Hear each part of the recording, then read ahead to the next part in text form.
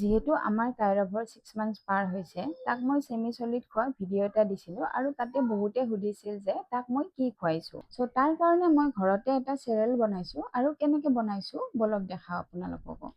Cup এটাৰ জোখেৰে একাপ মই বইল চাউল লৈ লৈছোঁ। লগতে ডাঙৰ চামুচেৰে 2 চামুচ দালি। চাউল আৰু দালিখিনি ভালদৰে ধুই মই ৰ'দত শুকাব দিছোঁ। আৰু ৰ'দত ভালদৰে শুকাই যোৱাৰ পিছত মই এইখিনি আনি কেৰাহী এটাত ধুনীয়াকৈ ৰঙচুৱা কালাৰ হোৱালৈকে ধুনীয়াকৈ ভাজি লৈছোঁ। এতিয়া ইয়াৰ লগত মই সেই চেম কাপটোৰে দি দিছোঁ 1 কাপ মাখানা, কেইটামান কাজু আৰু কেইটামান আলমণ্ড আৰু এইখিনিও ধুনীয়াকৈ ভাজি লৈছোঁ। আৰু গোটেইখিনি ভাজি হৈ যোৱাৰ পিছত ঠাণ্ডা কৰি মই মিক্সাৰ গ্ৰাইণ্ডাৰত গ্ৰাইণ্ড কৰি লৈছোঁ। আৰু তাৰপিছত মই চালনী এখনেৰে চালি ষ্ট'ৰ কৰি ৰাখিছোঁ এটা গ্লাছৰ জাৰত। আৰু এয়া মোৰ হোমমেড চেৰেল ৰেডি। বনোৱা প্ৰচেছটো একেবাৰে ইজি।